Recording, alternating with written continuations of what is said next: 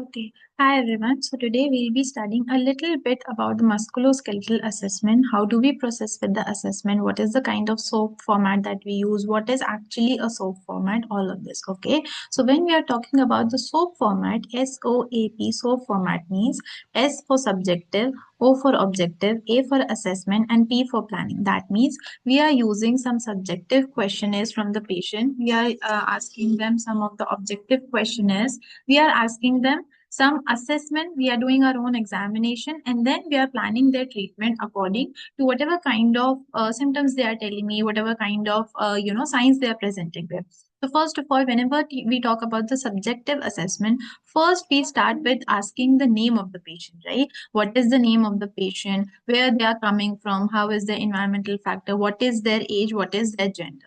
Now, why asking them their age is important and why asking their gender is important? Because there are a lot of conditions that are based particularly on the age of the patient, how उनकी as line क्या है, क्या वो एक youth है, क्या वो एक ओल्ड एज पेशेंट है, कितना उनमें हो सकता है इस टाइम पे इन्फ्लेमेशन चल रहा हो, सेल्स का डिस्ट्रक्शन हो रहा हो, plus there are certain conditions, musculoskeletal conditions which are more female dominant. For example adhesive capsulitis or ankylosing spondylitis occur more commonly in males. Okay, so that is why first of all, because to refer the patient from their name, you should remember their name. So we ask them their name, we ask them their age, we ask them their gender, and then we come to the occupation. Now, why is asking occupation important? Because there are a lot of factors, there are a lot of occupational hazards or occupations through which the patient might develop a dysfunction, or they might develop some pain in their in their body structure,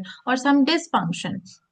Okay, or certain diseases. For example, people working in mining industries, people working in paint industries. Okay, or people working in in the factories who inhale smoke on a regular basis. Okay, so they might develop asbestosis, silicosis, sarcoidosis, or all these respiratory conditions. Okay, and for example, nowadays people working in the desk job, corporate job, who are sitting for 7 to 8 hours straight, 9 hours straight, they don't move that much, they are not going to the gym, they are not involved in any physical activity. So there are a lot of cases of low back pain, cervical neck pain, trapezitis, all these conditions. Okay, so that is why going to the reason, because we want to go for a provisional diagnosis, we want to go for a for checking the reason that why is this condition occurring to this patient, what may be the reason for this thing, what may be the actual underlying structure that may be causing the damage, and that is why the patient is having the pain. That is why sometimes understanding and getting the kind of work that they are involved in,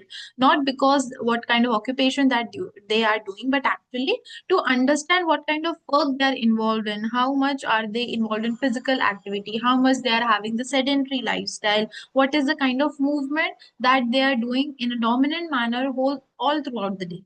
Okay, so that is why asking them their occupation is important. Then, when we come to the dominancy of the hand, why asking them the dominancy of hand is important? Because sometimes, whenever you are, for example, when you're doing the postural analysis of a patient, you're observing their posture, and one side of the shoulder comes out to be elevated.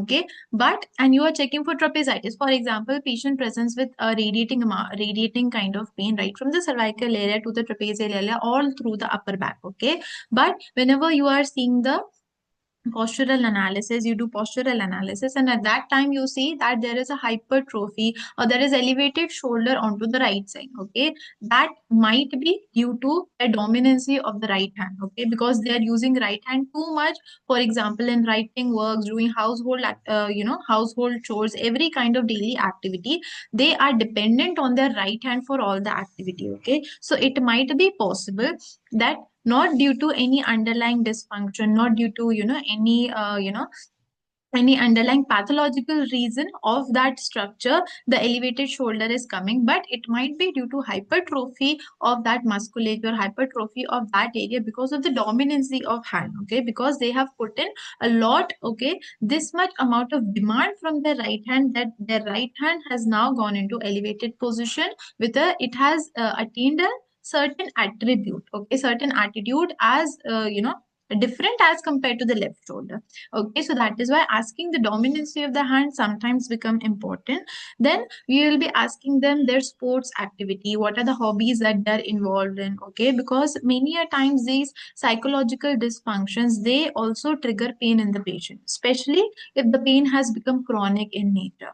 All right, and then at last we will be asking the patient their dietary habits, their food habits. Are they actually consuming the balanced diet, or are they eating all the junk foods, right? Like nowadays the children, they are consuming a lot of junk food as compared to the balanced diet, groundnuts, seeds, or the green leafy vegetables and everything. All right.